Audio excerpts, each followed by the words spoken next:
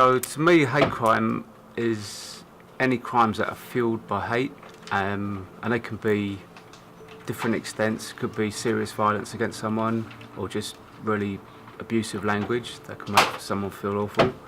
And I would say that usually they're fueled by the people who are perpetrating them not understanding what it is about the other person. Some people being different, can be different races, people from different sexuality, different, different languages even, different cultures. People just start understanding where it comes from. I think a crime that's committed against somebody that is motivated through any reason of dislike, I suppose. So it could be racial, it could be sexual, could be any number of reasons. For me, a hate crime is when a person is victimised for being different, be it how they look, what they believe in, what their sexuality is, what they look like, how they speak. So any type of difference, or any sort of disability, be it a physical one, a mental one, a learning disability.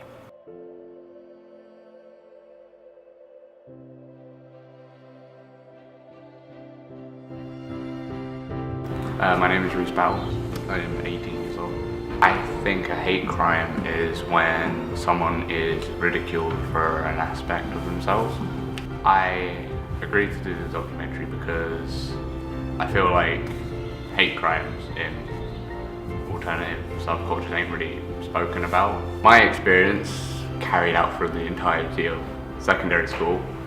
It basically started in year 7 with small comments at first about how I looked, because obviously secondary school is where you find yourself with a certain appearance. So obviously I was going for an emo appearance, and they started calling me out on that, saying my hair was too long, things like that. And then as the years went by, it started getting a bit more serious. They started threatening me, threatening to follow me home, beat me up, did beat me up, and just constant comments about my hair, about my face, and then stereotyping it as well, I guess. The one that stuck out to me the most is when they threatened to follow me after school and beat me up because of how I looked. That's what I found out a month after. Okay, it's hard to ignore someone's words. So it's not as easy as that to say, but it's a really good way to try and go about it. Just blank what they say to you, because the only reason they're saying it is because they may be jealous of you, or they want what you have, or something out of greed or jealousy. So yeah, just sort of have more self-confidence in yourself. Just think like they're not worth the time. Their words are not worth taking your future away from you. As cheesy and simple as it is, be nice. If there's something about someone you do not like, then don't tell them. You don't need to express it. If you don't like something about someone, then either walk away from them or whatever, or maybe even talk to them and see what you can find, like see what you can like about the person.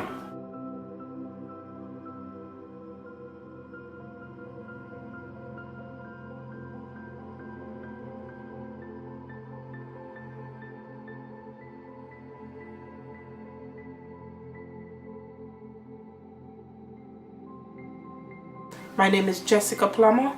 I don't look at it as a hate crime. I think it's more to do with children getting involved in things, wrong place, wrong time.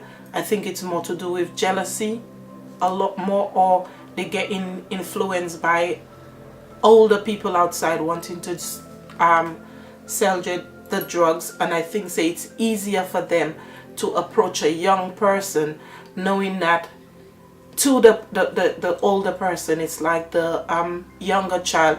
As a mother who lost a son, I won't say it's been easy. It's been very, very difficult. It feels like your whole life has ended, and this is a life where you cannot get back, and you're forever living in fear as to the other children you have. It has broken me. It has caused a lot of illness on my part, and it has caused me to be more, how would I say it, more, it has brought me a little bit, although I love children, I love kids, it has brought me closer, even closer to more children. I lost my son Shaquan Sammy Plummer to knife crime on the 30th of January 2015.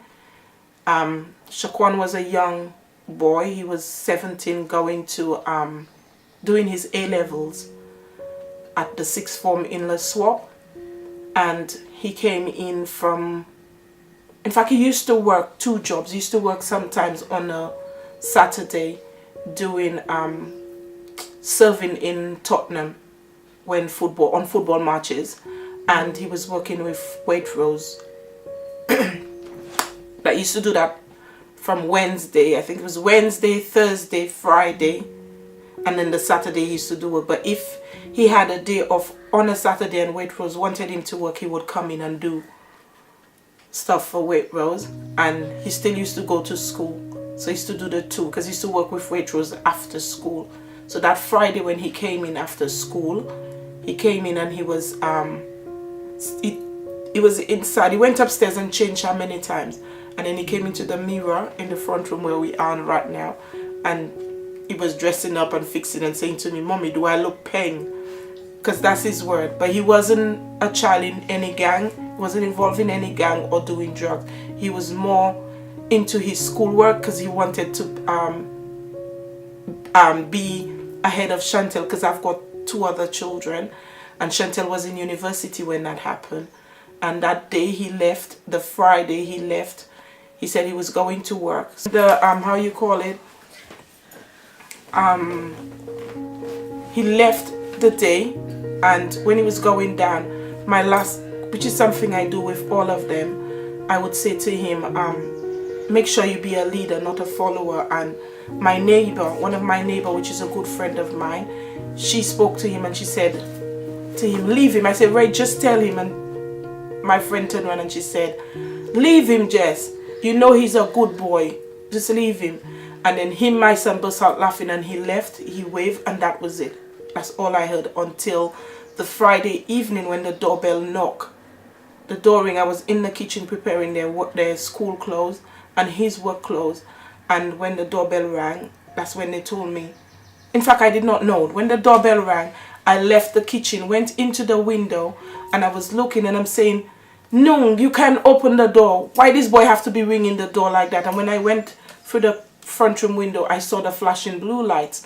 And then I said, no, I hope he wasn't in any trouble or anything like that, or he get involved in anything on the street, because your mind always go wanders off, isn't it? So what I did was I went downstairs, and that's when I got the news that my son got stabbed. But they didn't say he got stabbed. All they said, I need to go to the hospital. So I break down on the stairs and not knowing what to say. And then it was Andre and myself that was here. It's all a bit confusing because I told Andre said to me, I said to Andre that the man said for us to go into the hospital, and then I said to Andre to come, and Andre said no, he didn't want to. And I left with them, and then I told Andre to call the dad, and that's when we went to the hospital. And that's where we got to know that Shaquan got stabbed. And he got stabbed in an unprovoked attack, where they say he went to a party, but the boy did not allow him in, and the boy wanted to know what he had in the bag. And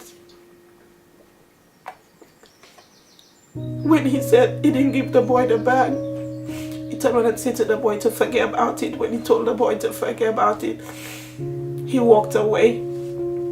The boy then went into his house, got a knife, followed him, stabbed him, turned around and said to the friend, if anything happened to him, it's on the two friends. And then the boy ran off. And by then my son was fighting for his life. And I think by the time he got to the hospital, or if it's on the way from the hospital, he was then pronounced dead. Already set up a foundation in memory of my son. And it was due to two young ladies who came to visit me after I attended a march.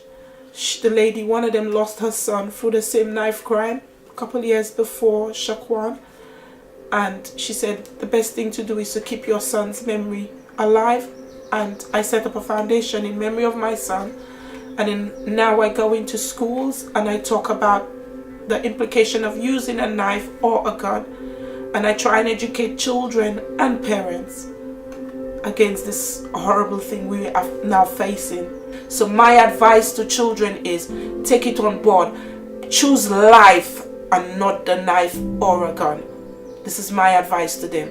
And remember, always respect your parents, respect your teachers, because it's very, very, very, very important that you listen to them, because they are there to help us. And